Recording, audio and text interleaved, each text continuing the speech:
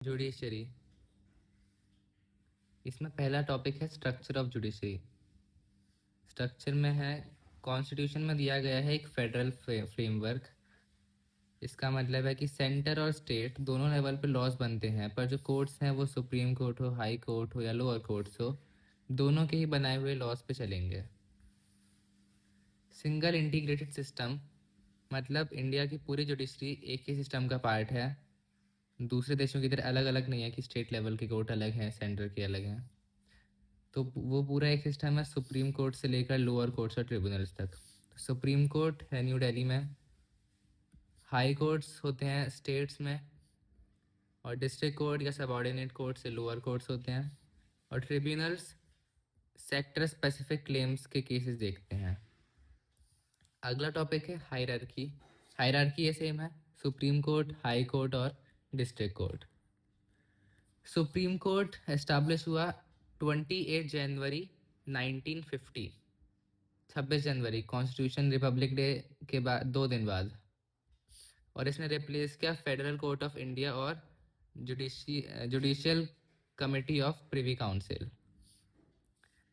1950 में कॉन्स्टिट्यूशन में total 8 supreme court के जजेस थे, एक चीफ जस्टिस ऑफ इंडिया और 7 दूसरे जजेस।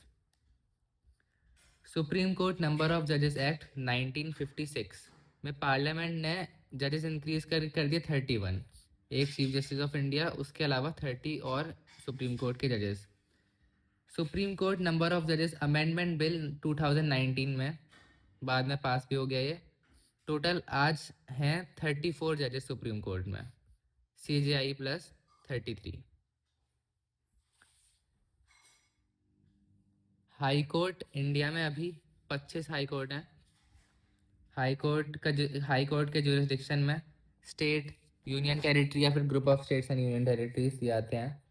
इंडिया के पहले 4 हाई कोर्ट थे, Madras high court, Bombay high court, Calcutta high court और इलाहाबाद हाई कोर्ट। और न्यूएस्ट हाई कोर्ट है आंध्र प्रदेश और तेलंगाना के हाई कोर्ट। ये बने 1 जनवरी 2019, आंध्र प्रदेश रीऑर्गेनाइजेशन एक्ट 2014 के बाद। तो ये 2019 की में। हाई कोर्ट के नीचे आते हैं district and subordinate courts. District court में एक डीजे होता है, डिस्ट्रिक्ट जज। यही जब क्रिमिनल केसेस में इन्वॉल्व होता है तब इसे कहते हैं सेशंस जज। डिस्ट्रिक्ट जज के नीचे आता है सीनियर सिविल जज। सीनियर सिविल जज के नीचे प्रिंसिपल जूनियर सिविल जज, उसके नीचे जूनियर सिविल जज या मुंसिफ। तो सिविल की हायरार्की हो गई, सबसे ऊपर डिस्ट्रिक्ट जज, फिर सीनियर सिविल जज, उसके नीचे प्रिंसिपल जूनियर सिविल जज, फिर सबसे नीचे जूनियर सिविल जज और मुंसिफ। क्रिमिनल साइड की हायरार्की में सबसे ऊपर सेशंस जज, उसके नीचे chief judicial magistrate. Judicial magistrate के नीचे जुडिशियल मजिस्ट्रेट क्लास 1 और सबसे नीचे judicial magistrate class 2। Metropolitan cities में सिविल साइड में सबसे ऊपर है सिटी सिविल कोर्ट और उसके नीचे small causes court of small causes. Criminal side में सेशंस जज के नीचे चीफ मेट्रोपॉलिटन जज और सबसे नीचे metropolitan magistrate class 1। Salient features of Indian judiciary. पहला पॉइंट तो यह है कि इंडिया में कॉमन लॉ सिस्टम है। ये ब्रिटिश सिस्टम है, इसमें जजेस के प्रेसिडेंट्स बाइंडिंग होते हैं और प्रेसिडेंट्स सोर्स ऑफ लॉ में आते हैं। इसके अपोजिट सिविल लॉ दूसरे देशों में जैसे जर्मनी, रशिया और यूरोप के कुछ कंट्रीज में, इसमें सिर्फ लेजिस्लेचर और एग्जीक्यूटिव के एक्ट्स को ही लॉ माना जाता है। इंडिया में है एडवर्सरियल मॉडल, इसमें लॉयर्स का रोल ज़्यादा होता है और जज न्यूट्रल होता है, और जज सिर्फ दोनों साइड के एविडेंस देख के डिसीजन देता है। इसके अपोजिट इंक्विजिटोरियल सिस्टम भी एक होता है, उसमें जज का रोल प्रोएक्टिव होता है और वो इंक्वायरी भी करता है, प्रूव भी करता है, और जज का रोल थोड़ा थोड़ा पुलिस के रोल जैसा होता है। लीगल ऑफिसर्स लीगल ऑफिसर्स का काम होता है एडवाइस एग्जीक्यूटिव्स। इंडिया का first legal officer central level पे है attorney general of India. Constitution के आर्टिकल 76 में लिखा है कि attorney general of India assumes his office on the pleasure of president. मतलब अटॉर्नी जनरल ऑफ इंडिया को प्रेसिडेंट अपॉइंट करता है। क्वालिफिकेशंस हैं एजीआई बनने के लिए सिमिलर टू सुप्रीम कोर्ट जज, 5 साल के हाई कोर्ट में चीफ जस्टिस, या लीगल प्रैक्टिस 10 साल एडवोकेट, इस तरह की। इंडिया के फर्स्ट अटॉर्नी जनरल थे एमसी सेतलवाड़। ये एमसी के लिए इम्पोर्टेंट है और ये भी लगभग 4 नंबर के क्वेश्चन में, 4 मार्क के क्वेश्चन में ये क्वेश्चन आया था कि functions of attorney general of India. तो roles attorney general of India के हैं advice government of India on legal matters, refer to him by president, and other duties conferred on him by the president, constitution or other laws. Rights होते हैं कुछ AGI के पास, जैसे right to audience in court, किसी भी court में वो बैठ सकते हैं। राइट टू स्पीक और take part in parliament proceedings but not vote. Right to sit और take part in committee meetings in which he is a member but not vote. And he has the immunities and privileges of a member of parliament. तो parliamentary privileges भी होती हैं AGI के पास। Then he is assisted by a solicitor general. तो एक post होती है सॉलिसिटर जनरल ऑफ इंडिया और साथ में इसके 4 एडिशनल सॉलिसिटर्स जनरल। पर ये दोनों पोस्ट कॉन्स्टिट्यूशन में रिकॉग्नाइज नहीं है पर बाकी रूल्स में है। पार्लियामेंट ने बाद में पोस्ट बनाई है ये दोनों। तो 4 नंबर का क्वेश्चन आया, 6 नंबर का भी गलती से आ जाए तो उसके लिए ये कोड है फर्रे पकड़े। एजीआई ने फर्रे पकड़े, सुप्रीम कोर्ट में फर्रे पकड़े। तो एफ से फर्स्ट लीगल ऑफिसर, ए से क्या था assisted by solicitor general, R से रोल, 2 रोल हो गए एडवाइस और अदर ड्यूटीज।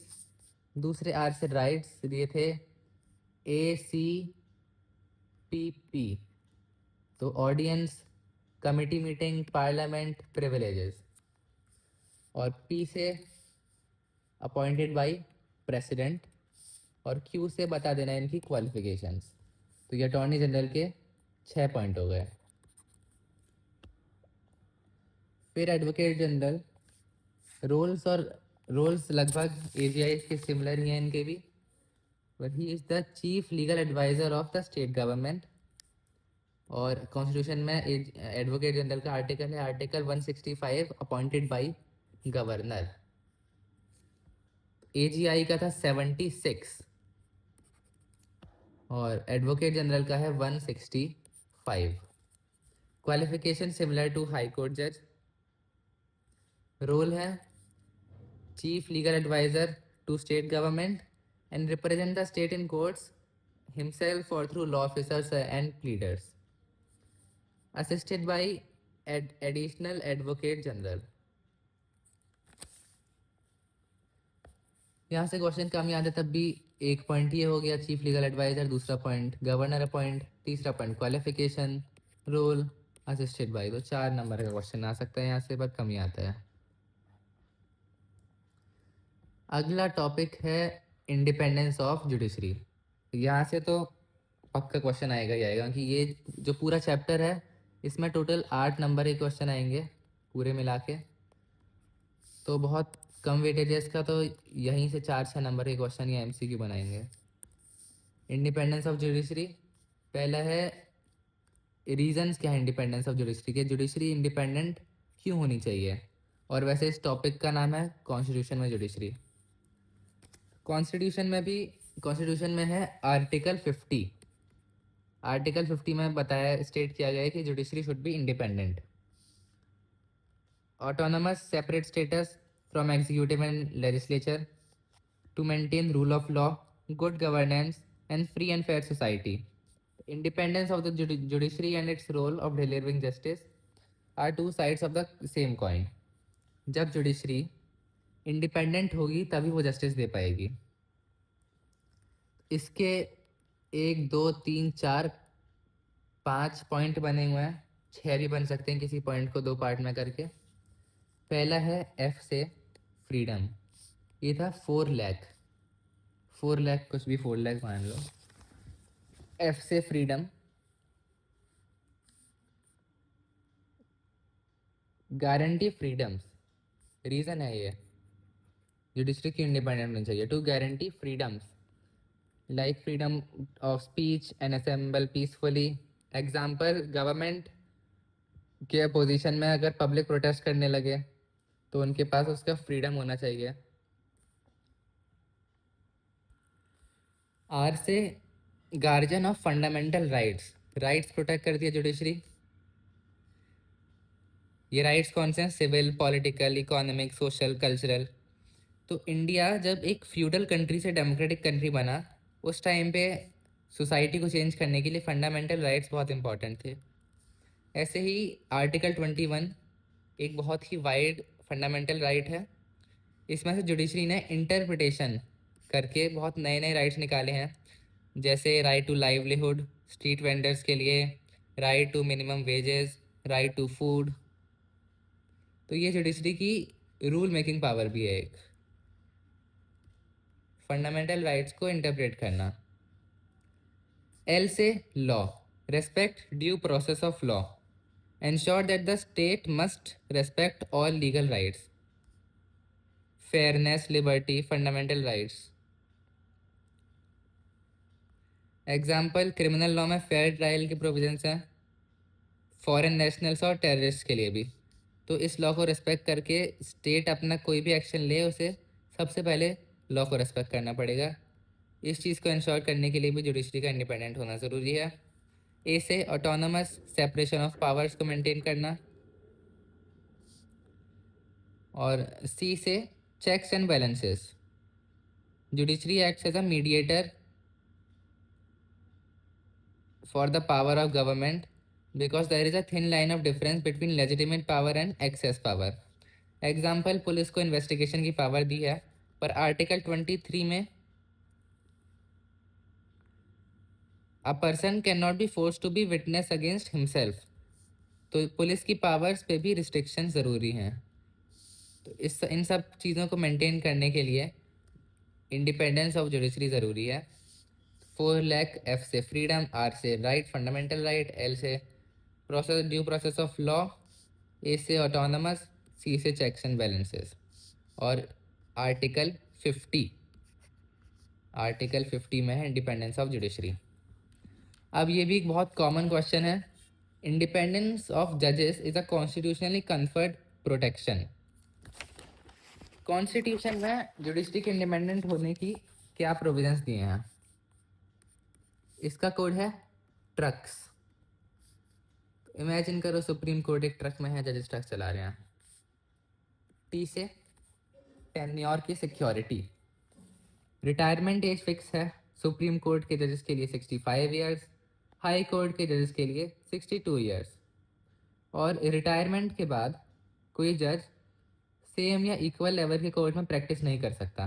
सुप्रीम कोर्ट का जज है तो वो सुप्रीम कोर्ट में एडवोकेट नहीं बन सकता. हाई कोर्ट का जज है तो वो पूरे देश में किसी भी हाई कोर्ट का जज नहीं बन सकता, ताकि उसकी इन्फ्लुएंस उसके केसेस पे ना हो, जो जज है वही उसका पुराना दोस्त निकले. आर से removal is not easy except proven misbehaviour और इनकेपेसिटी. और जजेस को रिमूव करने के लिए बहुत ही स्ट्रिक्ट लीगल प्रोसेस है. सी से कंडक्ट.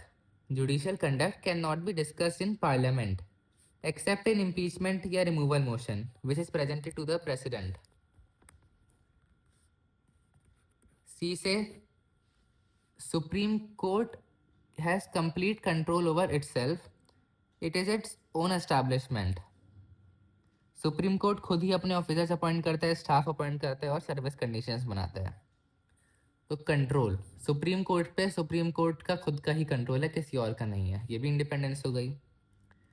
फिर एस से salaries and allowances are fixed and they can not be change by parliamentary vote. Parliament में एमपीज वोट करके जजेस की सैलरीज चेंज नहीं कर सकते। सुप्रीम कोर्ट की सैलरी आती हैं कंसोलिडेट फंड ऑफ इंडिया से, सीएफआई। हाई कोर्ट की आती हैं कंसोलिडेट फंड ऑफ स्टेट से। और ये एमोल्यूमेंट्स मतलब उनकी पेमेंट्स ऑल्टर नहीं की जा सकती accept in financial emergency.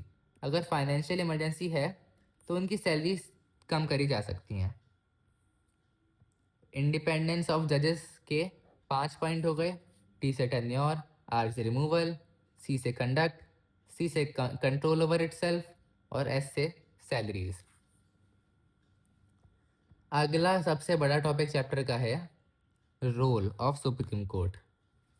Main तो सुप्रीम कोर्ट के 4 रोल हैं: original jurisdiction, appellate jurisdiction, advisory jurisdiction और रोल ऑफ एन एक्टिविस्ट। इसके साथ एक्स्ट्रा में इम्पार्शियलिटी नाम के हेडिंग में और रोल आते हैं।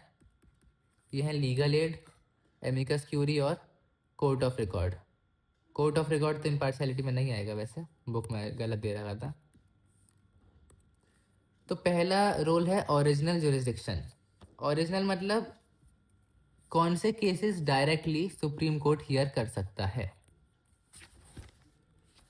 आर्टिकल 31 में government versus states, government and a state versus other states, states versus states. तो गवर्नमेंट, यूनियन गवर्नमेंट और स्टेट्स में जो भी डिस्प्यूट होगा वो डायरेक्टली सुप्रीम कोर्ट में आएगा। पर इनमें कुछ डिस्प्यूट है जो नहीं आ सकते, जो कि कॉन्स्टिट्यूशन से पहले की डिक्रीज, ट्रीटी या किसी एग्रीमेंट में स्पेसिफाई करा गया हो कि ये सुप्रीम कोर्ट में नहीं जा सकता। इस तरह के केसेस ओरिजिनल जुरिस्डिक्शन में नहीं आएंगे। जैसे रिवर वाटर, रिवर वाटर के केसेस जिनकी ट्रीटीज कॉन्स्टिट्यूशन से पहले हैं वो सुप्रीम कोर्ट नहीं हियर कर सकता।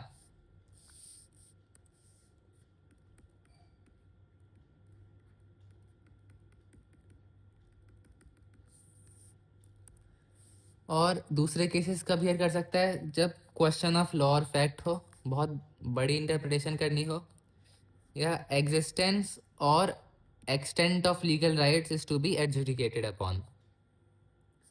राइट्स की बात हो, लॉ को इंटरप्रेट करना हो। ओरिजिनल के में ही आ जाता है एक एक्सटेंसिव ओरिजिनल जुरिस्डिक्शन।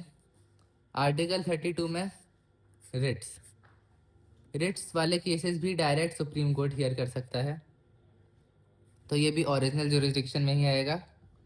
5 तरह की रिट होती हैं: habeas corpus, release unlawfully detained person, mandamus, order a public authority to fulfil its duty, prohibition, prevent subordinate court from continuing a case, quo warranto, vacate wrongfully occupied office, certiorari, transfer proceedings from a subordinate court to itself।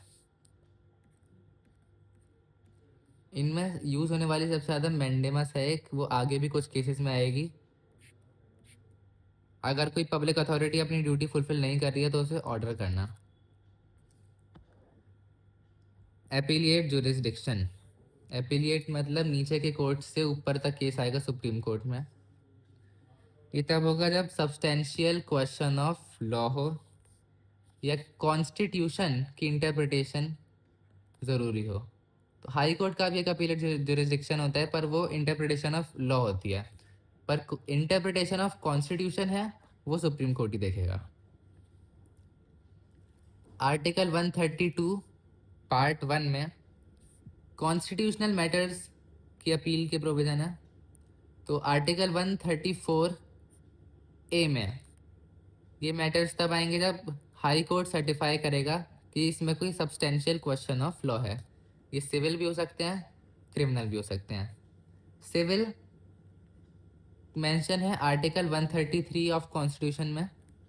Article 134 ए में, ये भी 134 ए था, ये भी 134 ए है, ये भी 134 ए ही होगा। तो ये सर्टिफिकेट के बारे में आर्टिकल। तो हाई कोर्ट सर्टिफाई करेगा सिविल केसेस में कि या तो सब्सटेंशियल क्वेश्चन ऑफ लॉ है या फिर in the opinion of high court supreme court should decide the matter. Criminal cases article 134। दो तरीके हैं सुप्रीम कोर्ट में अपील करने के। एक है हाई कोर्ट के सर्टिफिकेट के साथ, जो कि सेम ये वाले प्रोविज़न आएंगे, क्वेश्चन ऑफ लॉ ऐसा कुछ है।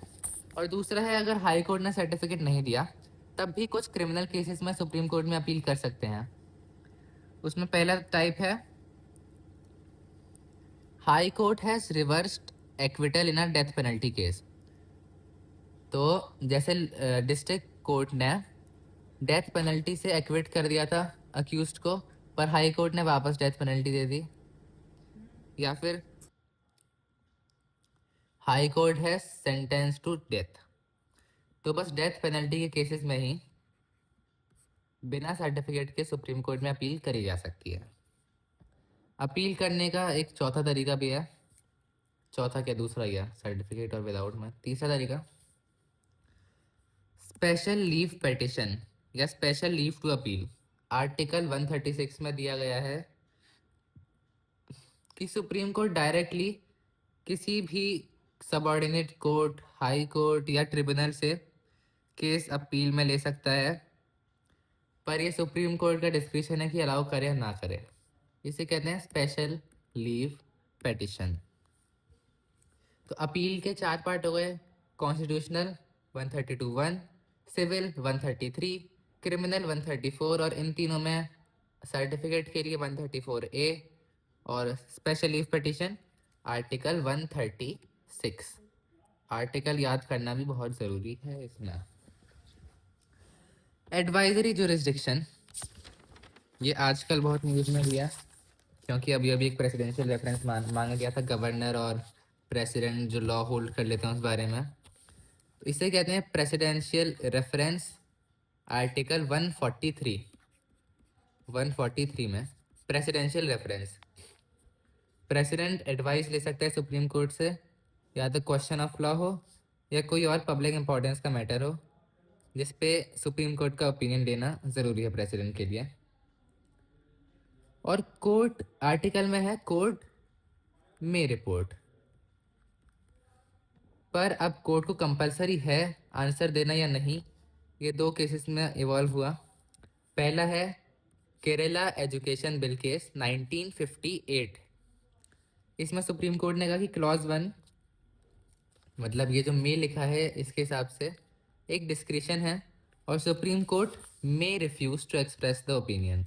तो सुप्रीम कोर्ट जवाब नहीं दे सकता, ऐसा भी हो सकता है, और देना चाहे तो दे भी सकता है।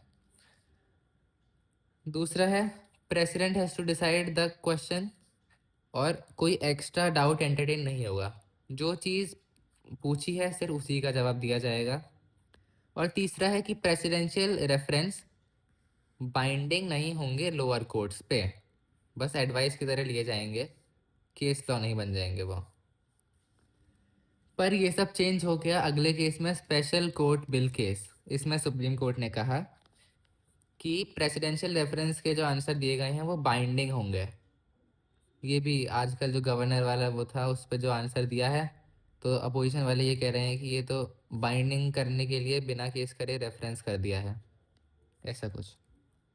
ड्यूटी है, रिफ्यूज़ नहीं कर सकते, डिस्क्रिशन नहीं है, एक्सेप्ट अगर क्वेश्चन पॉलिटिकल या फिर वेग हो, पर जनरली ये ड्यूटी है सुप्रीम कोर्ट की और वो रिफ्यूज़ नहीं कर सकते प्रेसिडेंशियल रेफरेंस को।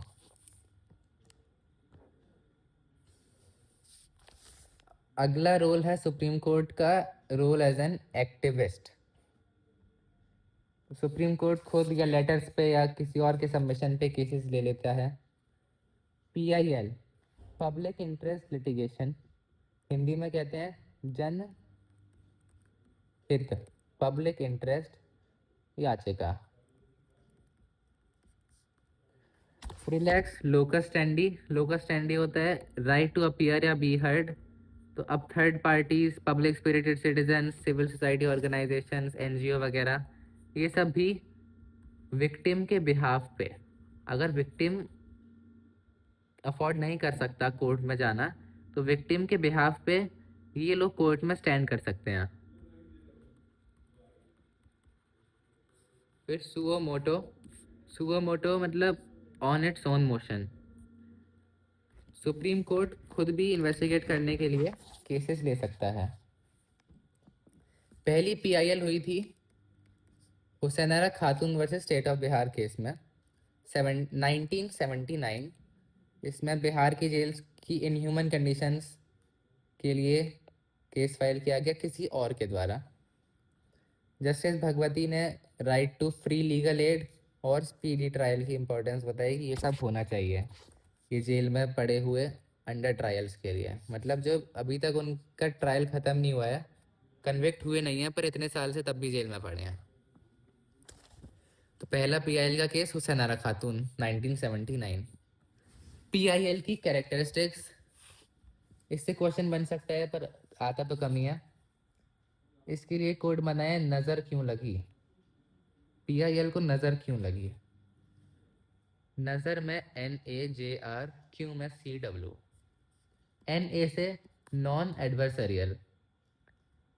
पीआईएल के लिटिगेशन नॉन एडवर्सरियल है। एडवर्सरियल में क्या होता है, दो लोग आमने सामने लड़ रहे होते हैं, पर पीआईएल में कोई लड़ाई नहीं हो रही, बस एक साइड विक्टिम्स हैं और बस उनके लिए राइट्स की बात हो रही है। जैसे jails, protective homes, mental asylums, इन सब में रहने वाले लोगों की कंडीशंस के राइट्स के लिए पीआईएल ज़्यादा होती हैं। आर से रेमेडियल नेचर है, पनिश किसी को नहीं करा जा रहा, बस जिसके राइट्स छिन गए हैं उसे राइट्स दिए जा रहे हैं। ये DPSP, डेमोक्रेसी और वेलफेयर से रिलेटेड राइट्स हैं। सी, सिटीजन स्टैंडिंग एनहांस हुआ है, दूसरे लोग भी रिप्रेजेंट कर सकते हैं। और rights of third party to approach the court भी यही चीज़ है, थर्ड पार्टी राइट्स। तो जो ऑफेंड कर रहा है या जो ऑफेंड हो रहा है, उन दोनों में से कोई भी केस में नहीं है, बस कोई एनजीओ या दूसरे लोग उन्हें हेल्प करने के लिए केस कर रहे हैं। W से वॉच डॉग, मॉनिटर इंस्टीट्यूशंस। तो ये जो जेल्स और प्रोटेक्टिव होम्स थे, ये अपनी कंडीशन खुद इम्प्रूव करते हैं ताकि इन पे कोई पीआईएल ना करे, फियर ऑफ पीआईएल।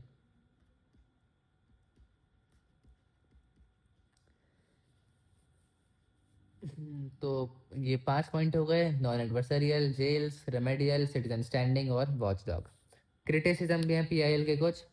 पहला है they are being misused for private gains. दूसरा है frivolous litigations and unnecessary issues. छोटी छोटी बातों पे लोग पीआईएल करते रहते हैं, एक्टिविस्ट बने हुए हैं सारे लोग, ह्यूमन राइट्स एक्टिविस्ट। जैसे जुडिशियल ओवर रीच, तो MFJ या MUJ कुछ भी कर लेना, MLJ। वैसे 3 पॉइंट तो याद हो जाएंगे, क्वेश्चन कम ही आता है यहाँ से। जुडिशियल ओवर रीच, पीआईएल के कुछ cases, Ganges pollution case, 3 case थे। इनमें 3 लैंडमार्क जजमेंट्स हुई, मैनी ऑर्डर्स, 50,000 पॉल्यूटिंग इंडस्ट्रीज को बंद करा गया, आइडेंटिफाई करा गया। 250 टाउन्स एंड सिटीज में सीवेज ट्रीटमेंट प्लांट्स लगे। 600 tanneries in Kolkata were relocated to a planned leather complex in West Bengal. They were closed, या तो क्लोज करो या ट्रीटमेंट प्लांट लगाओ, पॉल्यूशन कंट्रोल करो। 8 states Ganga basin air and water pollution million saved. तो मतलब main Ganga के पॉल्यूशन को कम करा गया पीआईएल के बाद। वहीकुलर पॉल्यूशन केस, ये था 1992 का केस, पर अप्रैल 95 में लेड फ्री पेट्रोल शुरू हुआ इंडिया में, और सुप्रीम कोर्ट ने रिकमेंड करे catalytic converters, COG outlets CNG के लिए, और यूरो 2 नॉर्म्स का फॉलो होना, natural gas and clean fuels. Delhi became the first city with public transport completely running on CNG। इस केस में 3 रिटायर्ड सुप्रीम कोर्ट के जजेस, नहीं, एक रिटायर्ड सुप्रीम कोर्ट के जज और एक और बेंच ने दिया था। रिटायर्ड जज ने केस का जवाब कैसे दिया, जो दिया। अब इनमें सबसे इम्पोर्टेंट केस है ओलियम गैस लीक केस।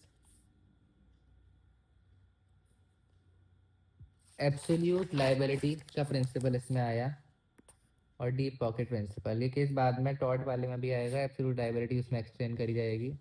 तो एक फर्टिलाइजर प्लांट था, श्रीराम फर्टिलाइजर्स लिमिटेड करके कंपनी का नाम था, और फर्टिलाइजर प्लांट ह्यूमन हैबिटेशन के पास था। उसके आसपास बहुत लोग रह रहे थे, गैस लीक हो गई, कुछ लोग मर भी गए। तो हजार्डियस इंडस्ट्री को रिलोकेट करना चाहिए। इसके इस केस के बाद ये इतना इम्पोर्टेंट था कि इसके बाद इतने नए एक्ट्स बने, इन्फ्लुएंस हुए, और फैक्ट्री एक्ट 1948 में भी चेंजेस करे गए। तो फैक्ट्री एक्ट 1948 और पब्लिक लाइबिलिटी इंश्योरेंस एक्ट, तीसरा policy for the abatement of pollution control और एनवायरमेंट प्रोटेक्शन एक्ट। पीआईएल की गाइडलाइंस होती हैं, कुछ ही टाइप के केसेस में पीआईएल यूज़ कर सकते हैं, बाकी में नहीं कर सकते। जैसे bonded labour, children, minimum wages, jails, police custody, women, SC ST के केसेस, एनवायरनमेंट, फूड और मेडिसिन वगैरह, इन सब से रिलेटेड, रायट से रिलेटेड, और फैमिली पेंशन। इन 1 2 3 4 5 6 7 8 9 10 11 टाइप के केसेस में पीआईएल यूज़ कर सकते हैं। पर इन केसेस में नहीं कर सकते कि हैं landlord tenant disputes, service pension या ग्रेट्युटी के इश्यूज, गवर्नमेंट डिपार्टमेंट से रिलेटेड, एजुकेशन इंस्टीट्यूशंस में एडमिशन, और अर्ली हियरिंग। इनमें तब यूज़ करेंगे जब वो केस इस सब से रिलेट हो रहे हैं, अन्यथा नहीं करेंगे। फिर मेंटेनेंस के केसेस, वाइफ, चिल्ड्रन या पेरेंट्स के मेंटेनेंस के लिए क्रिमिनल सीआरपीसी में सेक्शन 125 में दिया है कि वो लीगल एड कमेटी के पास जा सकते हैं। सेक्शन 125 मेंटेनेंस के बारे में है, तो सेक्शन 125 के केसेस के लिए लीगल एड कमेटी के पास जा सकते हैं, पर पीआईएल नहीं कर सकते हैं। इसी से रिलेटेड पीआईएल से है इसके जैसा suo motu on its own motion. Supreme court can hear a case without any petition. खुद ही कोर्ट जजेस खुद ही केस स्टार्ट कर दें। तो लैटिन का वर्ड है suo motu. Court initiates legal action without petition from media reports, telegrams, letters etcetera. Example 1994 का Yamuna pollution report, और अभी 2020 में कोविड में मिड डे मील चालू करना। सुप्रीम कोर्ट की 3 जजेस की बेंच ने कहा था चिल्ड्रन लैक्टेटिंग या नर्सिंग मदर्स के लिए, जो माल नरिश लोग हैं, इम्यूनिटी से इन्फेक्शन प्रोन है, वो लोग इम्यूनिटी कम है, इशू डायरेक्शन टू अथॉरिटीज़। तो कोविड के टाइम पे मिड डे मील शुरू कराना भी सुप्रीम कोर्ट का इंटरवेंशन था, सुओ मोटो। इम्पार्शियलिटी, इसमें आता है लीगल एड। सुप्रीम कोर्ट की एक supreme court legal aid committee है जो फ्री लीगल एड प्रोवाइड करती है। Costs of matter preparation and applications, और एडवोकेट की cost for preparing the case and arguing. इसकी रिक्वायरमेंट्स हैं लीगल एड में अप्लाई करने की। एनुअल इनकम लेस देन ₹18,000, और SC ST और नेचुरल कैलेमिटी विक्टिम, और वुमेन और चाइल्ड, और मेंटली इल और डिसेबल्ड, और इंडस्ट्रियल वर्कमैन, और someone in custody like in jail और प्रोटेक्टिव होम। ये सब लोग लीगल एड के लिए अप्लाई कर सकते हैं, और एप्लीकेशन जाती है ये SC LAC के सेक्रेटरी को, और डॉक्यूमेंट्स हैंड ओवर करने होते हैं, और ये कमेटी बाद में एलिजिबिलिटी असरटेन करती है कि इसे लीगल एड फ्री देनी है या नहीं। अब जो इसमें क्वालिफाई नहीं करते उनके लिए है supreme court middle income group society. किसी की इनकम 18,000 से 1,20,000 के बीच में है तो वो यहाँ अप्लाई करेगा supreme court middle income group society में। यहाँ पे फ्री लीगल एड तो नहीं दी जाती, पर नॉमिनल पेमेंट्स पे लीगल एड दी जाती है।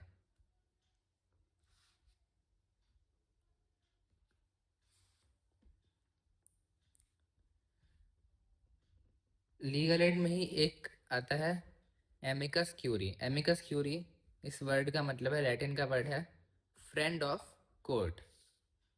ये एक एडवोकेट होता है appointed by the court criminals के लिए, जैसे अक्यूज्ड या कोई जेल में है उसके डिफेंस के लिए। सिविल केसेस में अनरिप्रेजेंटेड पार्टी को भी एडवोकेट दिया जा सकता है, या फिर कोई जनरल पब्लिक इंपॉर्टेंस का केस है उसके लिए। तो amicus curiae is advocate appointed by court. फिर सुप्रीम कोर्ट का एक और रोल है कोर्ट ऑफ रिकॉर्ड्स। इसका मतलब है उसकी judgments, proceedings, acts are recorded for perpetual memory and testimony. They have evidentiary value and can be used as legal precedents और लीगल रेफरेंसेस। तो सुप्रीम कोर्ट जो भी कहेगा हर चीज़ उसकी रिकॉर्ड होगी, परमानेंट रिकॉर्ड में जाएगी, और वो रेफरेंस के लिए यूज़ हो सकता है। और कोर्ट ऑफ रिकॉर्ड का दूसरा फंक्शन है it can punish for contempt of court. Contempt of court, किसी ने कोर्ट की बात नहीं मानी, उसको मैक्सिमम 6 महीने की इम्प्रिजनमेंट या फिर फाइन या फिर दोनों चीज़ों से पनिश करा जा सकता है। तो कोर्ट ऑफ रिकॉर्ड का मतलब है पहला, हर चीज़ परमानेंट रिकॉर्ड में जाएगी, प्रेसिडेंट्स और रेफरेंसेस के लिए यूज़ हो सकती है। और दूसरा, पनिश फॉर कंटेम्प्ट। यहाँ पे सुप्रीम कोर्ट के रोल ख़त्म होते हैं। तो सारे रोल क्या क्या करें हमने? ओरिजिनल, एपिलेट, एडवाइजरी, एक्टिविस्ट में पीआईएल और सुओमोटो आ जाएगा, लीगल एड, एमिकस क्यूरी और कोर्ट ऑफ रिकॉर्ड्स। अब देखते हैं हाई कोर्ट के roles. High court state level का कोर्ट होता है, इसका एक एपिलेट रोल भी होता है और interpretation of law. Supreme court में होती है इंटरप्रिटेशन ऑफ कॉन्स्टिट्यूशन या फंडामेंटल राइट्स, पर यहाँ पे इंटरप्रिटेशन ऑफ लॉ। और मतलब लॉ, क्वेश्चन ऑफ लॉ में भी कुछ छोटे केसेस हाई कोर्ट देख सकते हैं क्वेश्चन ऑफ लॉ के। फिर जुरिस्डिक्शन में डायरेक्शंस इशू कर सकता है, ऑर्डर्स दे सकता है रिट्स, फंडामेंटल राइट्स के लिए। और पीआईएल भी हाई कोर्ट में यूज़ हो सकती हैं। ऐसे रिट्स जो थी वो थी सुप्रीम कोर्ट और हाई कोर्ट के लिए। फिर एक और फंक्शन है हाई कोर्ट का, सुपरिंटेंडेंस ऑफ द लोअर कोर्ट्स या सुपरविजन। फिर it is also court of records, same दोनों चीज़ें, प्रेसिडेंशियल वैल्यू और रेफरेंसेस के लिए यूज़। प्रेसिडेंट मतलब लोअर कोर्ट्स के लिए, और या फिर punish for content of court high court भी कर सकता है, सेम पॉइंट है कोर्ट ऑफ रिकॉर्ड्स में। इसके अलावा it can call the lower courts for records, make या issue general rules, form regulations, practice and proceedings के लिए। बुक एंट्रीज मांग सकते हैं, अकाउंट सही से छोटे कोर्ट्स रख रहे हैं। And it can also punish for contempt of court. इसमें यूजुअली 2 मार्क का क्वेश्चन ही आएगा, तो उसमें एक एपिनेट लिख देना और एक रिट्स लिख देना, इतना चल जाएगा। अब लोअर कोर्ट्स के जुरिस्डिक्शन में लिमिट्स होती हैं टेरिटोरियल। इसका मतलब वो सिर्फ अपने एक डिस्ट्रिक्ट में ही या जो भी उनकी टेरिटोरियल लिमिट है उसके अंदर ही फंक्शन कर सकते हैं। और पेक्यूनरी लिमिट्स, एक मैक्सिमम अमाउंट का फ़ाइन लगा सकते हैं, वो हर कोर्ट के लिए अलग है, जैसे मुंसिफ के लिए अलग, और ये सीनियर सिविल जज के लिए अलग, डीजे के लिए अलग। मेन फंक्शन होता है लोअर कोर्ट्स का एस्टैब्लिशमेंट ऑफ फैक्ट्स। जैसे हायर कोर्ट्स में हमने देखा इंटरप्रिटेशन ऑफ राइट्स या लॉज है, पर यहाँ पे सिर्फ एस्टैब्लिशमेंट ऑफ फैक्ट्स है। इसके ऊपर फिर केस आगे जाएगा, फिर दूसरे कोर्ट इंटरप्रेट करेंगे। अब अगला टॉपिक है अपॉइंटमेंट ऑफ जजेस। सुप्रीम कोर्ट के जजेस का अपॉइंटमेंट है आर्टिकल 124 में। आर्टिकल 124 में लिखा है कि प्रेसिडेंट अपॉइंट करेगा सुप्रीम कोर्ट के जजेस, and he can consult as necessary the CJI, high court जजेस और अदर सुप्रीम कोर्ट जजेस। क्वालिफिकेशन है सुप्रीम कोर्ट के जज के लिए, पहला सिटीजन ऑफ इंडिया, फिर या तो 5 साल एक या 2 से ज़्यादा सक्सेसिवली हाई कोर्ट्स में जज रहे हों, या फिर अगर जज नहीं थे तो फिर 10 साल एक हाई कोर्ट या 2 से ज़्यादा हाई कोर्ट्स में सक्सेसिवली एडवोकेट रहे हो, या और ना जज हैं ना एडवोकेट हैं तो distinguish jurist in the opinion of the president.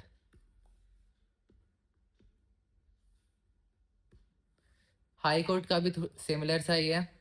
124 था सुप्रीम कोर्ट का, हाई कोर्ट का है 217। तो आर्टिकल 217 में लिखा है कि हाई कोर्ट के जजेस प्रेसिडेंट ही अपॉइंट करेगा, सीजेआई और गवर्नर या हाई कोर्ट के चीफ जस्टिस से कंसल्टेशन में। क्वालिफिकेशन है सिटीजन ऑफ इंडिया और 10 साल तक कोई भी जुडिशियल ऑफिस, और अगर जुडिशरी में पहले नहीं थे तो 10 साल तक सेम एक या दो से ज़्यादा सक्सेसिवली किसी हाई कोर्ट में एडवोकेट की तरह प्रैक्टिस करे। तो ये तो कॉन्स्टिट्यूशन में जो लिखा है अपॉइंटमेंट का प्रोसेस वो है, पर रियलिटी में ये एग्जैक्टली फॉलो नहीं होता है। लोअर कोर्ट्स में जैसे आर्टिकल 233 में लिखा है गवर्नर अपॉइंट करता है लोअर कोर्ट के जजेस को in consultation with the high court, और एक डिस्ट्रिक्ट जज की क्वालिफिकेशन होती है स्टेट जुडिशियल सर्विस का मेंबर या फिर 7 साल तक बार में registered lawyer. Current practice in appointment अभी यूज होता है कोलेजियम मॉडल। ये कॉन्स्टिट्यूशन में नहीं है पर केस लॉज से बना है, वो केस लॉज हम आगे पढ़ेंगे।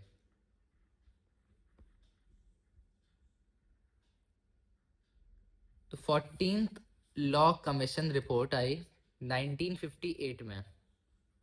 MC सेतलवाड़ थे इस रिपोर्ट के लीडर, जो भी है।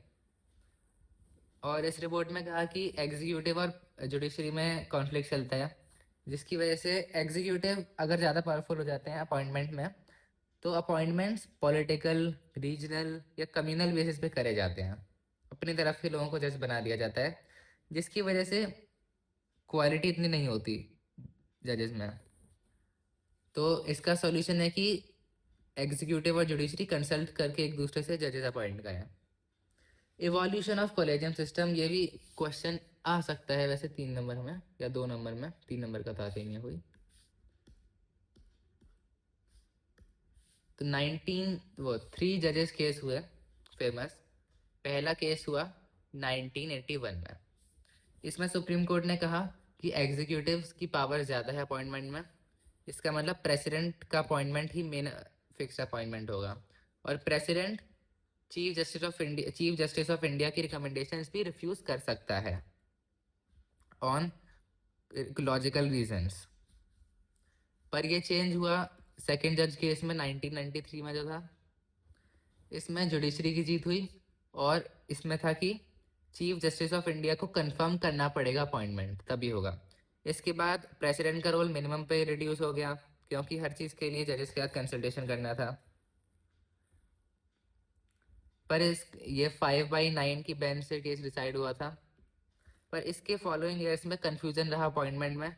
CJI ने बहुत सारे यूनिलेटरल अपॉइंटमेंट करती है बिना प्रेसिडेंट के सुने, इसलिए 1998 में थर्ड जज केस, जो कि एक प्रेसिडेंशियल रेफरेंस था, आर्टिकल 143 जो हमने अभी ऊपर पढ़ा था, ये था एडवाइजरी डिसीजन।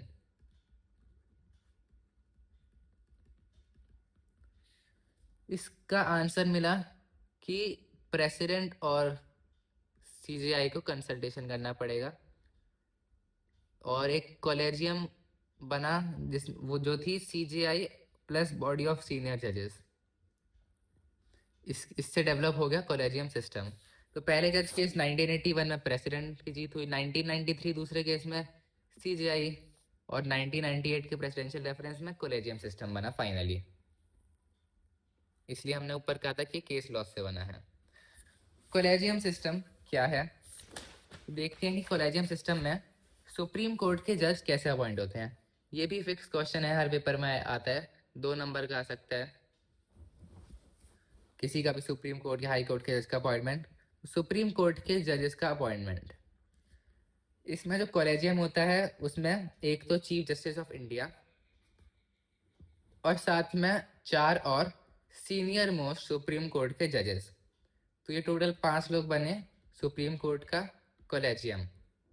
ये कॉलेजियम अपनी रिकमेंडेशन देगा नेम्स की union minister of law and justice को, फिर वो पास करेंगे पीएम को, और पीएम से फाइनली प्रेसिडेंट, और फिर प्रेसिडेंट अपॉइंटमेंट करेंगे सुप्रीम कोर्ट के जजेस का। हाई कोर्ट में भी थोड़ा थोड़ा ऐसा ही है। हाई कोर्ट के जजेस का अपॉइंटमेंट के लिए हाई कोर्ट के कॉलेजियम में होते हैं एक तो हाई कोर्ट के chief justice plus 2 senior most जजेस, टोटल 3 लोग हो गए।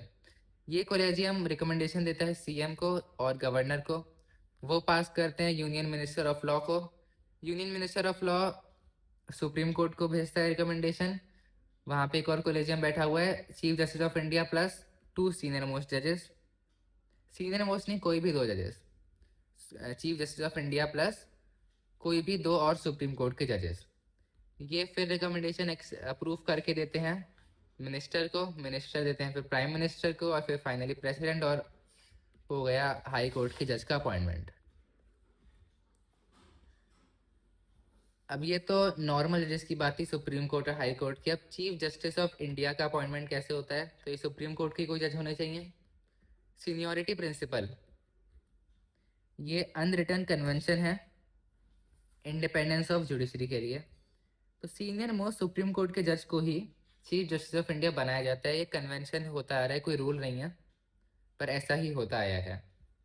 आर्टिकल 124 पार्ट 2 में लिखा है कि प्रेसिडेंट अपॉइंट करेगा चीफ जस्टिस ऑफ इंडिया को in consultation after out going CGI.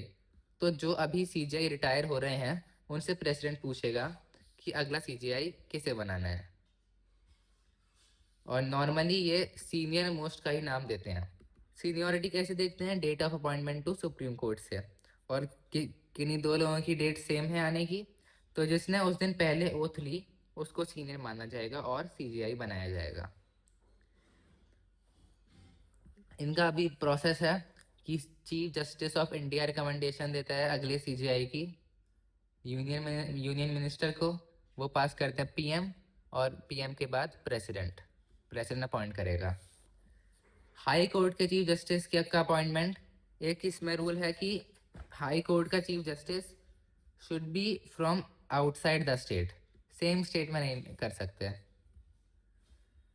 इनका कॉलेजियम होता है सुप्रीम कोर्ट का कॉलेजियम अपॉइंट करता है हाई कोर्ट चीफ जस्टिस को, इसमें है सीजीआई प्लस 2 सीनियर मोस्ट जजेस ऑफ द सुप्रीम कोर्ट, पर इनसे पहले नाम देता है हाई कोर्ट के आउटगोइंग चीफ जस्टिस और हाई कोर्ट के 2 सीनियर मोस्ट जजेस।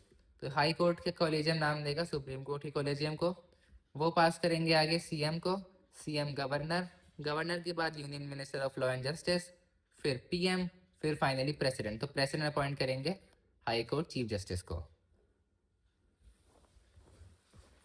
ये पार्ट इम्पॉर्टेंट है, इस चैप्टर में सबसे ज़्यादा क्वेश्चन यहीं से आते हैं, और ये बहुत छोटा पार्ट भी है तो अच्छे से याद हो सकता है यह। अगला टॉपिक है रिटायरमेंट। अब ये अपॉइंटमेंट हुआ, अब रिटायरमेंट। सुप्रीम कोर्ट में भी रिटायरमेंट एज है 65 ईयर्स, हाई कोर्ट में 62 ईयर्स, और डिस्ट्रिक्ट कोर्ट्स में स्टेट रूल्स डिसाइड करते हैं। वेंकटचेलियन रिपोर्ट 2002, या फिर report of the national commission to review the working of the constitution 2002, इसमें रिकमेंड करा कि हाई कोर्ट की एज कर दी जाए बढ़ा के 65 ईयर्स, और सुप्रीम कोर्ट की रिटायरमेंट एज कर दी जाए 68 ईयर्स। इसके बाद कॉन्स्टिट्यूशन 114th अमेंडमेंट बिल में भी 2010 में आया था, हाई कोर्ट की रिटायरमेंट एज 65 करने की बात करी गई, पर 15 लोकसभा के रिजोल्यूशन के बाद ये बिल लैप्स हो गया और ऐसा नहीं हो पाया। दूसरे कंट्रीज में कंडीशन देखते हैं, तो यूएस में सुप्रीम कोर्ट के जज का टेन्योर लाइफ टाइम के लिए होता है। ऑस्ट्रिया और ग्रीस में कॉन्स्टिट्यूशनल कोर्ट के जज का टेन्योर भी लाइफ टाइम के लिए होता है। Belgium, Denmark, Ireland, Netherland, Norway, Australia में रिटायरमेंट एज 70 ईयर्स है, और जिम्बाब्वे में 65 या 70 में चूज करने के लिए ऑप्शन होता है, कभी भी रिटायर हो सकते हैं, जल्दी या बाद में। पर रिटायरमेंट एज को इंक्रीज करने की नीड क्यों पड़ी, इसके पीछे का रैशनल क्या है, कारण क्या है, ये भी क्वेश्चन आ जाएगा, और इसका आंसर बहुत इजी है। तो इसका कोड बनाया है पतली क्यों? पी से पेंडेंसी इंडिया में बहुत है और जज पॉपुलेशन रेशियो इंडिया में लोएस्ट है। इसका मतलब पॉपुलेशन बहुत ज़्यादा है पर जजेस बहुत कम हैं। टी से ट्रिब्यूनल्स। ट्रिब्यूनल्स में चेयरमैन की रिटायरमेंट एज 70 ईयर होती है और मेंबर्स की 65 ईयर्स। तो जुडिशरी में इससे कम रिटायरमेंट एज देने का कोई रीज़न नहीं है। जब वो व्यक्ति ट्रिब्यूनल में बड़ी ऐसा काम कर सकता है तो जज की तरह क्यों नहीं कर सकता। एल से लिटिगेशन पॉपुलेशन रेशियो बहुत ज़्यादा है, मतलब पॉपुलेशन कम है और लिटिगेशन बहुत ज़्यादा हो रही है। तो इकोनॉमी ग्रो करेगी तो पॉपुलेशन ज़्यादा, लिटिगेशन होगी। जैसे US, UK, France, Japan, Canada, Australia, इन सब देशों में भी ऐसा ही है। इकोनॉमी ग्रो करेगी तो कॉमर्शियल केसेस भी ज़्यादा होंगे। आई से इंसेंटिव। जो लॉयर्स जा रहे हैं,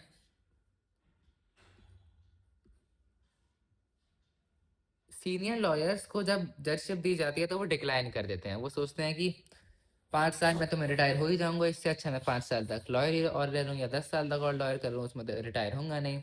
तो अगर रिटायरमेंट एज जुडिशरी की बढ़ा दी जाए तो हो सकता है कि बहुत सारे सीनियर लॉयर्स भी जज बनना एक्सेप्ट कर लें। फिर क्यू से quality. Declining quality of judicial service, workload, ये सब अर्ली रिटायरमेंट की वजह से होता है। अगर रिटायरमेंट बढ़ा दी जाएगी तो क्वालिटी बढ़ जाएगी क्योंकि जो सीनियर जजेस होंगे उनके पास एक्सपीरियंस ज़्यादा होगा। इसमें थोड़ी गड़बड़ हो गई है, ये इसको ई भी कर सकते हैं और इसको भी एल कर सकते हैं तो भी पतली बन जाएगा, बस इसे ई करना है क्योंकि इंसेंटिव याद नहीं रहेगा, लॉयर ज़्यादा अच्छे से याद रहेगा ना, पतली तब भी बन जाएगा। अब बेनिफिट्स, बेनिफिट्स क्या है रिटायरमेंट एज बढ़ाने के? इतना, इतने बेनिफिट हैं, इतने सारे। ई से एक्सपीरियंस, सीनियर जजेस होंगे तो उनके पास एक्सपीरियंस ज़्यादा होगा। Talent pool. एम से न्यू जजेस can join without displacing the old जजेस। ए से एरियर्स बहुत ज़्यादा हैं, वो कम होंगे। इम्पेंडिंग लिटिगेशन एक्सप्लोजन भी कंट्रोल करा जा सकता है। ए से assignments, post retirement assignments unattractive हो जाएंगे। जैसे किसी पॉलिटिकल पार्टी ने जज से अपना काम करा लिया, अब वो रिटायर हो गया, उसके बाद उसे राज्यसभा में सीट दे दी, तो इसमें इंडिपेंडेंस जुडिशरी की कम हो रही है, पॉलिटिक्स का इंटरफेरेंस आ रहा है। इस चीज़ को कम करने के लिए अगर रिटायरमेंट एज ही बढ़ा दी जाए, वो 10 साल और चीफ जस्टिस रह सकता है या सुप्रीम कोर्ट में जज रह सकता है, तो वो ऐसे असाइनमेंट्स नहीं करेगा।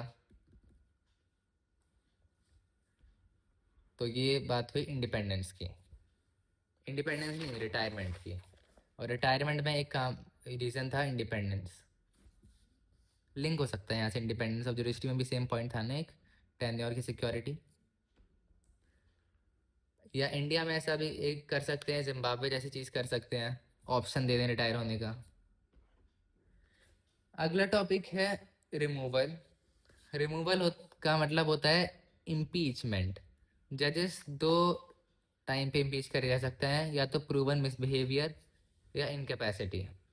सुप्रीम कोर्ट, हाई कोर्ट में सेम प्रोसेस होता है इम्पीचमेंट का।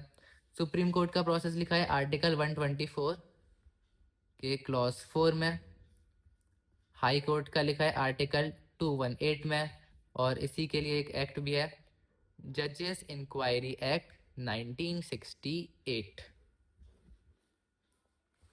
प्रोसीजर क्या है रिमूवल का? NIRVP, वैसे मेन 4 पॉइंट है इसमें। एन से नोटिस, सबसे पहले लोकसभा या राज्यसभा में नोटिस साइन करेंगे मेंबर्स। लोकसभा में 100 मेंबर्स या राज्यसभा में 50 मेंबर्स, ये नोटिस साइन करके देंगे स्पीकर या चेयरमैन को। एक बार ये यहाँ से पास हो जाता है नोटिस, तो स्पीकर या चेयरमैन इंक्वायरी कमेटी बनाएंगे, article 3 clause 2 judicial inquiry act 1968 से। अगर दोनों हाउसेस में एक साथ पास, एक ही दिन पास हुए हैं नोटिस, तो दूसरे वाले का रिजेक्ट कर दिया जाएगा। और अगर सेम टाइम पे पास हुए हैं तो इंक्वायरी कमेटी नहीं बनाई जाएगी, सीधा मोशन पे आएंगे। पर अभी इंक्वायरी कमेटी में है कि मेंबर्स हैं इंक्वायरी कमेटी के, एक सुप्रीम कोर्ट के जज, एक हाई कोर्ट के चीफ जस्टिस और कोई distinguished jurist in the opinion of speaker और चेयरमैन। ये इंक्वायरी कमेटी सबमिट करेगी एक इंक्वायरी रिपोर्ट, जिसके बाद स्पीकर या चेयरमैन डिसाइड करेंगे कि मिसबिहेवियर या इनकैपेसिटी प्रूव हुए या नहीं। प्रूव हो गए हैं तो मोशन फॉर रिमूवल आएगा, दोनों हाउसेज में वोटिंग होगी, और दोनों हाउसेज में इम्पीचमेंट के लिए चाहिए total majority of all the members या 2/3 प्रेजेंट एंड वोटिंग, या नहीं एंड, ये दोनों चीज़ें एक साथ होना कंपलसरी है, तभी इम्पीचमेंट का प्रोसेस पूरा होगा। इसके बाद यहाँ से मोशन दोनों तरह की मेजॉरिटी के साथ पास हो जाता है तो प्रेसिडेंट ऑर्डर करेगा रिमूवल। अब देखते हैं इम्पीचमेंट अब तक कैसे हुआ है। उससे पहले हाँ, डिस्ट्रिक्ट जज या एडिशनल डिस्ट्रिक्ट जज का रिमूवल स्टेट गवर्नमेंट कर सकती है in consultation with the high court. Impeachment proceedings, ये क्वेश्चन आ जाता है, बुक के पीछे भी है कि कितने बार हुई है और क्या कभी सक्सीड हुई है। तो ये इम्पीचमेंट प्रोसीडिंग अभी 4 बार हुई हैं। वैसे अपडेटेड एक इन्फॉर्मेशन थी सुप्रीम कोर्ट की वेबसाइट पे कि 5 बार हुई हैं, वहीं से ये पूरा पैराग्राफ डायरेक्ट कॉपी करा गया है, पर अब तक हमारी बुक में वो चेंज नहीं करेगा ये, तो हमारे लिए 4 बार ही हुई हैं।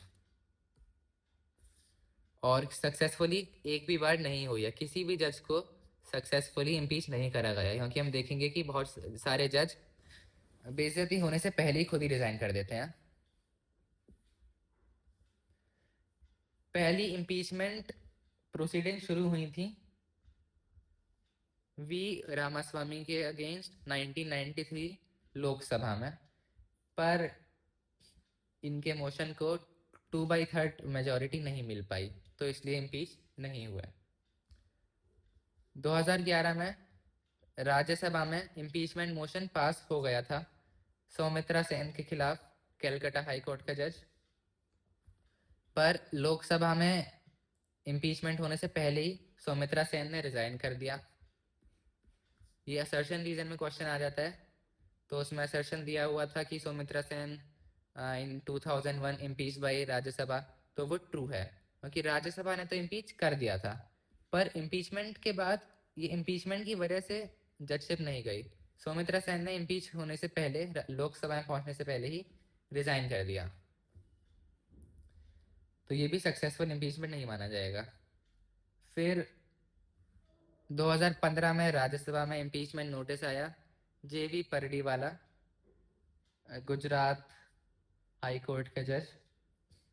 राज्यसभा में 58 मेंबर्स ने नोटिस पास करा था, रिजर्वेशन रिमार्क्स कुछ दिए थे जज ने, उससे कंट्रोवर्शियल थोड़े, उसकी वजह से, पर ये भी फाइनली इम्पीच नहीं हुए जज।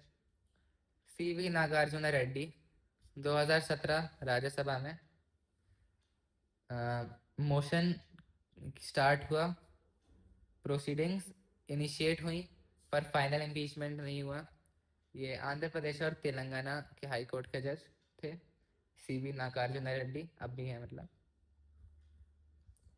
दीपक मिश्रा, ये 4 तो इम्पीचमेंट हो गए, अब ये आगे के इम्पीचमेंट हुए नहीं, बस नाम दिया हुआ है।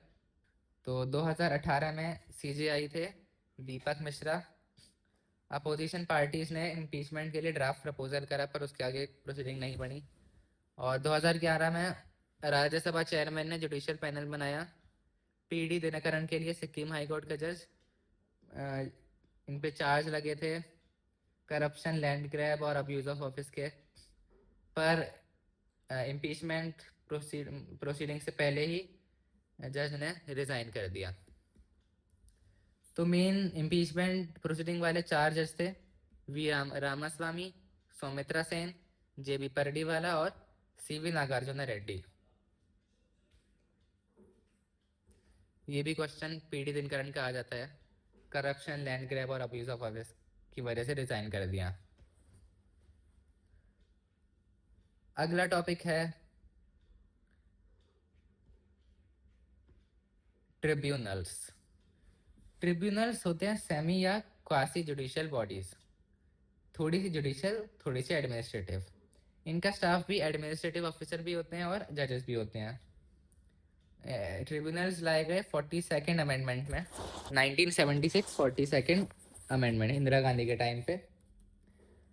तो आर्टिकल 323A और आर्टिकल 323B इस अमेंडमेंट से आए। ए में तो एडमिनिस्ट्रेटिव ट्रिब्यूनल्स के बारे में है जिन्हें सिर्फ पार्लियामेंट ही बना सकता है, और ये पब्लिक सर्विस मैटर्स के बारे में है। और बी में अदर मैटर्स, इसमें पार्लियामेंट और स्टेट लेजिस्लेचर दोनों बना सकते हैं ट्रिब्यूनल को। और इनमें कुछ मैटर्स हैं: tax, foreign exchange, labour, land reforms, land ceiling, election of MP, MLAs, food, goods, ये सब। तो इसमें भी डिफरेंस का क्वेश्चन आ जाता है, डिफरेंशिएट। तो 2-3 पॉइंट आराम से बन सकते हैं। Administrative tribunals act 1985, administrative tribunal act 1985, ये एडमिनिस्ट्रेटिव ट्रिब्यूनल है, ये 323A वाले। इसमें एक है सीएटी, सेंट्रल एडमिनिस्ट्रेटिव ट्रिब्यूनल, और एक है एसएटी, स्टेट एडमिनिस्ट्रेटिव ट्रिब्यूनल। इनकी अपील जा सकती हैं हाई कोर्ट डिवीज़न बेंच में। ये बेनिफिट्स ट्रिब्यूनल के क्या क्या हैं? FEDDS, एफ से प्रोसीजरी फ्लेक्सिबल, इजी प्रोसीजर होता है। ई से एफिशिएंट, डी से they can appear directly in the tribunals, और डी से डिले कम होता है क्योंकि कोर्ट्स में गवर्नमेंट के बहुत सारे केसेस होते हैं, उनको सप्लीमेंट करने के लिए ट्रिब्यूनल्स में वो केस जा सकते हैं। एस से speedy justice and inexpensive justice. L Chandrakumar case, L Chandrakumar case 1997, 7 जज बेंच सुप्रीम कोर्ट ने कहा, tribunals do not take away exclusive jurisdiction of the courts, they are only to supplement the courts। High court की division bench tribunals को scrutinise भी कर सकती है। दूसरे कुछ ट्रिब्यूनल्स हैं: TDSAT, telecom dispute settlement appellate tribunal, telecom dispute settlement appellate tribunal, telecom dispute settlement appellate tribunal. Question आ जाता है कि name a regulatory authority for a tribunal. तो टीडी सेट की रेगुलेटरी अथॉरिटी है TRAI, telecom regulatory authority of India, telecom regulatory authority of India, telecom regulatory authority of India. NGT भी एक tribunal है, नेशनल ग्रीन ट्रिब्यूनल्स, एनवायरनमेंट के issues के लिए। अब CAT, सेंट्रल एडमिनिस्ट्रेटिव ट्रिब्यूनल्स की 19 बेंचेस और 19 सर्किट बेंचेस। 215 ऑर्गेनाइजेशंस आते हैं इसमें, बहुत सारे मिनिस्ट्रीज और डिपार्टमेंट भी आते हैं। प्रिंसिपल बेंच है CAT की, न्यू दिल्ली गवर्नमेंट की। और section 14 clause 2 administrative tribunal act में CAT का जुरिस्डिक्शन दिया है। इसके मेंबर्स होते हैं एक चेयरमैन, वाइस चेयरमैन और मेंबर्स, जो कि जुडिशरी से भी आ सकते हैं, एडमिनिस्ट्रेशन से भी आते हैं।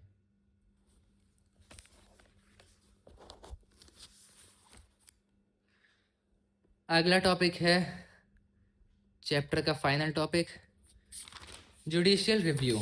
कितने साल से पढ़ रहे हैं इस चीज़ को। तो it is a principle, legal routine या प्रैक्टिस कह सकते हैं। Court can examine and review any executive legislature का एक्ट, लॉ और decision, and if it is incompatible with constitution, court can nullify it और डिक्लेयर इट अनकॉन्स्टिट्यूशनल। एक line में, it is the power of the court to declare any act of the legislature और execution और the executive unconstitutional if it violates the constitution, nullify. ये question पक्का आएगा। Scope of judicial review, तो जैसे ऐसे समझ सकते हैं कि गवर्नमेंट के 3 ऑर्गन होते हैं ना, जुडिशरी, एग्जीक्यूटिव और लेजिस्लेचर। तो स्कोप के भी 3 पार्ट हैं। पहला जुडिशरी से रिलेटेड, वो है फंडामेंटल राइट्स को प्रोटेक्ट करना, राइट्स आ गए। आर्टिकल 13 क्लॉज 2 में कहा है कि स्टेट अगर कोई भी ऐसा लॉ बनाता है जो पार्ट 3 मतलब फंडामेंटल राइट्स के अगेंस्ट जा रहा है, तो वो लॉ वॉइड है। आर्टिकल 32 और आर्टिकल 226 ये सुप्रीम कोर्ट और हाई कोर्ट में रिस्पेक्टिवली रिट्स के बारे में बताते हैं, फंडामेंटल राइट्स को प्रोटेक्ट करने के लिए। तो जुडिशियल रिव्यू का क्या यूज़ है? जुडिशियल रिव्यू की वजह से लॉ का स्टैंडिंग लिबरलाइज हुआ। कैसे?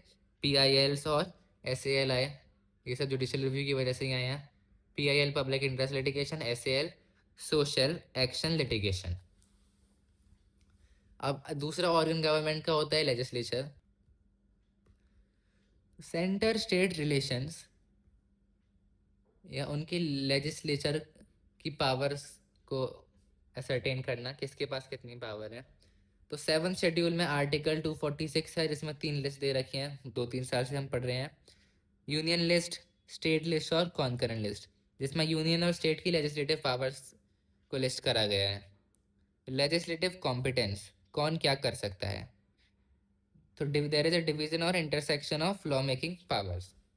तो ये इंटरसेक्शन में जुडिशियल रिव्यू से डिसाइड होता है कि सेंटर की सुप्रीमेसी कंट्रोल हो, सेंटर भी अपनी पावर्स ज़्यादा ना बढ़ाए और स्टेट्स भी सेंटर की पावर्स पर एनक्रोच ना करें, स्टेट्स भी अपनी लिमिट में ही चलें।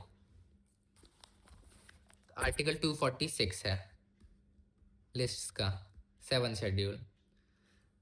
फिर एग्जीक्यूटिव ऑर्गन आया, fairness in executive action, principles of natural justice, reasonableness, proportionality, legitimate expectations, इन सबको मेंटेन करना।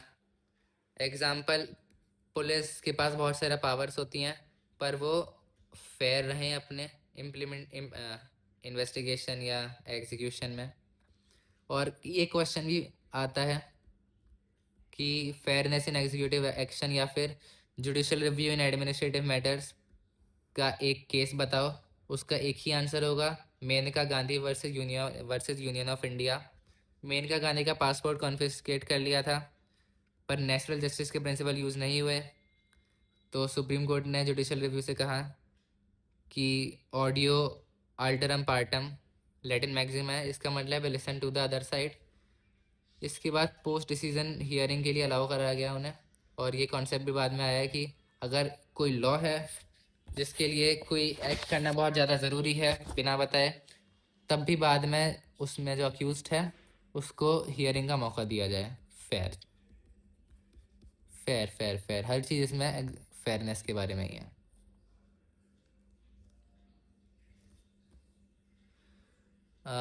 देखते हैं दूसरे कंट्रीज में क्या हाल है। यूएस फ्रांस कनाडा में कोर्ट किसी भी लेजिस्लेचर या एग्जीक्यूटिव के एक्ट को नलीफाई कर सकता है। यूके में रिस्ट्रिक्शन है, पार्लियामेंट की लेजिस्लेशन को नलीफाई नहीं कर सकती जुडिशरी। दूसरे कंट्रीज़ में डिफरेंट प्रोविजंस हैं, कहीं कहीं पे ऐसा भी है कि सिर्फ एक ही ब्रांच, मतलब सिर्फ एग्जीक्यूटिव या फिर सिर्फ लेजिस्लेचर को कंट्रोल में करा जा सकता है। इंडिया क्योंकि पार्लियामेंट्री गवर्नमेंट है, सेपरेशन ऑफ पावर्स हैं, चेक्स एंड बैलेंसेस है, तो जुडिशरी इंडिपेंडेंट है और जुडिशियल रिव्यू भी रिस्ट्रिक्टेड नहीं है। ये इवॉल्व कैसे हुआ जुडिशियल रिव्यू? तो पहला जुडिशियल रिव्यू यूज़ हुआ था अमेरिका के केस में, मेडिसन वर्सेस मारबेरी। कहानी कुछ ऐसी थी, जॉन एडम्स अमेरिका के प्रेसिडेंट थे, उन्होंने अगले चुनाव होने से पहले एक लॉ पास किया, जुडिशियल रिव्यू नहीं जुडिशरी एक्ट 1861। इसके बाद उन्होंने बहुत सारे नए जजेस बनाए। उसके बाद प्रेसिडेंट बने थॉमस जेफरसन, और थॉमस जेफरसन का secretary of state James Madison. Justice Marbury भी जॉन एडम्स की लिस्ट में एक जज थे, पर जेम्स मेडिसन जो कि दूसरी पार्टी के सेक्रेटरी ऑफ स्टेट हैं, इन्होंने मारबेरी का कमीशन अप्रूव नहीं करा। तो मारबेरी कोर्ट में गए बाकी 3 जजेस के साथ भी जिनका कमीशन अप्रूव नहीं हुआ। तो कोर्ट में 3 क्वेश्चन उठाए गए, क्या मारबेरी के पास राइट टू रिसीव कमीशन है? इसका जवाब था कोर्ट का, हाँ बिल्कुल है। क्या वो इस बात के लिए कोर्ट में सू कर सकते हैं?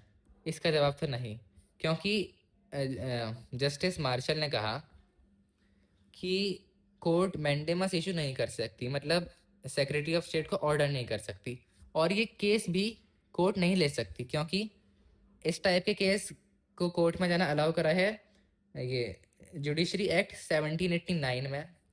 पर आर्टिकल 3 सेक्शन 2 कॉन्स्टिट्यूशन में, अमेरिका कॉन्स्टिट्यूशन में ओरिजिनल जुरिस्डिक्शन में इस टाइप के केस नहीं आते। तो ये वाला जो लॉ है इसने इस आर्टिकल के खिलाफ जा रहा है और ओरिजिनल जुरिस्डिक्शन को एक्सटेंड कर दिया, इसलिए ये लॉ अनकॉन्स्टिट्यूशनल है और सुप्रीम कोर्ट के पास अथॉरिटी नहीं है इस केस को देखने की। इसलिए उनका राइट तो है कमीशन रिसीव करना, कोई मना नहीं कर सकता, पर कोर्ट ऑर्डर भी नहीं कर सकती क्योंकि कोर्ट के जुरिस्डिक्शन में नहीं आता।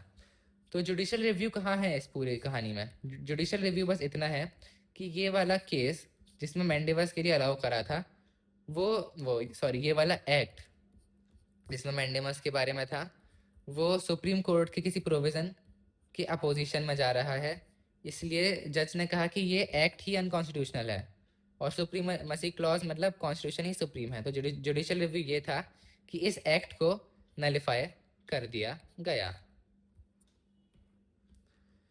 बेसिक स्ट्रक्चर, जुडिशल रिव्यू से ही एक नया कॉन्सेप्ट आया, बेसिक स्ट्रक्चर। तो जुडिशल रिव्यू से कोई भी ऐसी अमेंडमेंट कॉन्स्टिट्यूशनल अमेंडमेंट नलिफाई करी जा सकती है जो कॉन्स्टिट्यूशन के कुछ बेसिक फीचर्स होते हैं उसे डिस्ट्रॉय करती है। एवोल्यूशन इसका केस लॉस से हुआ है, बेसिक स्ट्रक्चर का। ये केस लॉस क्या है? पहला केस था शंकरी प्रसाद केस 1951। इसमें सुप्रीम कोर्ट ने कहा कि आर्टिकल 368 जिसमें अमेंडमेंट प्रोसीजर दिए हैं, तो उसके लिए पार्लियामेंट फंडामेंटल राइट्स और पार्ट 3 को भी अमेंड कर सकता है फ्रीली। पर ये चीज़ चेंज हुई गोलकनाथ केस में। इसमें कहा जाता है कि ये बेसिक स्ट्रक्चर पहली बार इसमें कुछ शुरू हुआ था। फाइनली तो वैसे केशव आनंद में हुआ, पर थोड़ी थोड़ी स्टार्ट इससे भी हो गई थी, बुक में नहीं लिखा है। पर गोलकनाथ केस 1967, सुप्रीम कोर्ट ने ये वाला स्टैंड अपने रिवर्स कर लिया और अब सुप्रीम कोर्ट ने कहा कि फंडामेंटल राइट अमेंड नहीं हो सकते, वो ट्रांसेंडेंटल हैं या सेक्रेड हैं और उन्हें चेंज करने के लिए नई कॉन्स्टिट्यूएंट असेंबली ही बनानी पड़ेगी। आर्टिकल 13 में है सुप्रीमेसी ऑफ फंडामेंटल राइट्स और आर्टिकल 368 में सिर्फ प्रोसीजर दिया है, हर चीज़ के लिए अलाउ नहीं करा है, पावर नहीं दिया पार्लियामेंट को। और आर्टिकल 368 पे इम्प्लाइड लिमिटेशंस हैं और फंडामेंटल राइट्स की परमानेंस है। इसके बाद लैंडमार्क केस, सबसे फेमस केस, ये भी कितने सालों से कर रहे हैं, Kesavananda Bharati case 1973। Basic structure amend नहीं हो सकता, इसमें फाइनली कोर्ट ने ये कह दिया, बेसिक स्ट्रक्चर भी एस्टैब्लिश हो गया। Parliament can amend any part, fundamental rights also. Amend parliament कुछ भी कर सकता है, फंडामेंटल राइट्स भी अमेंड कर सकता है, पर बेसिक स्ट्रक्चर को डिस्ट्रॉय नहीं कर सकता। और जुडिशल रिव्यू इसमें कहाँ यूज हुआ कि parliament can supreme court can strike down any amendment which is in conflict with basic structure. Indira Gandhi case, Indira Nehru Gandhi versus Rajnarayan 1975। Indira Gandhi का इलेक्शन डिस्प्यूट चल रहा था जिसके बाद इमरजेंसी लगा दी गई, इमरजेंसी में ही पास करा गया 39th अमेंडमेंट 1975। इसमें election of president, vice president, prime minister को जुडिशरी के कंट्रोल से बाहर रख दिया गया। जजेस मैटर में कुछ नहीं बोल सकते क्योंकि उनका पीएम का खुद का इलेक्शन डिस्प्यूट चल रहा था एक। तो उन्होंने एक्ट पास कर दिया कि अब लो जजेस मेरा केस देख ही नहीं सकते। पर सुप्रीम कोर्ट ने जुडिशल रिव्यू से क्लॉज 4 आर्टिकल 329A को, जो इस सब के बारे में था, हटा दिया। 4/5 की बेंच ने पहले इस अमेंडमेंट को अप्रूव कर दिया था, पर इसमें लिखा है कि दे ओवरटर्न दिस पोर्शन। ये क्या बात हुई, मतलब पेज पलट दिया और पास कर दिया। ठीक है, फिर 5th पार्ट में मिनेर्वा मिल्स केस 1980। इसमें 42nd अमेंडमेंट 1976 के 2 चेंजेस को स्ट्रक डाउन करा गया और बेसिक स्ट्रक्चर में 2 नई चीज़ें मिला दी गई। खुद जुडिशल रिव्यू भी बेसिक स्ट्रक्चर का पार्ट हो गया और फंडामेंटल राइट्स और डीपीएसपी का बैलेंस भी। इसके साथ लिमिटेड अमेंडमेंट पावर्स पार्लियामेंट की, इनको भी बेसिक स्ट्रक्चर का पार्ट कर दिया गया। इसका मतलब जुडिशल रिव्यू भी बेसिक स्ट्रक्चर है, फंडामेंटल राइट डीपीएसपी भी सिमिलर चीज़ें बैलेंस रखनी चाहिए और अमेंडमेंट पावर्स लिमिटेड हैं, यही बेसिक स्ट्रक्चर बना दिया। बाद में इस चीज़ को भी चेंज नहीं कर सकते। छठा case Indra Sawhney versus union of India, ये रिजर्वेशन के बारे में था, आर्टिकल 16 क्लॉज 4। इस टाइम पे ओबीसी रिजर्वेशन आई थी, मंडल कमीशन के बाद का केस है ये। 27% ओबीसी रिजर्वेशन को तो अप्रूव कर दिया सुप्रीम कोर्ट ने, पर क्रीमी लेयर और प्रमोशन और 50% से ज़्यादा टोटल कोटा नहीं होगा SC ST OBC मिला के, इन ये सब कंडीशन भी रखी सुप्रीम कोर्ट ने। इसमें बेसिक स्ट्रक्चर में ऐड हुआ रूल ऑफ लॉ। तो मेन इंपॉर्टेंट यही है इन सब केसेस का। बेसिक स्ट्रक्चर बना केशवानंद भारती में, मिनिवा मिल्स में उसमें JR और FRDPS ऐड करे गए, इंदिरा सोनी में रूल ऑफ लॉ ऐड करा गया। SR मुंबई में जुडिशियल रिव्यू या बेसिक स्ट्रक्चर डायरेक्ट तो नहीं था, पर इसमें क्या था कि आर्टिकल 356 प्रेसिडेंशियल रूल स्टेट में लगाने का मिसयूज हो रहा था सेंटर के द्वारा। तो सुप्रीम कोर्ट ने कहा कि अगर स्टेट गवर्नमेंट की पॉलिसी बेसिक स्ट्रक्चर को वायलेट करती है तभी प्रेसिडेंट रूल वहाँ पे लगाया जा सकता है। और यहाँ पे ये चैप्टर होता है ख़त्म।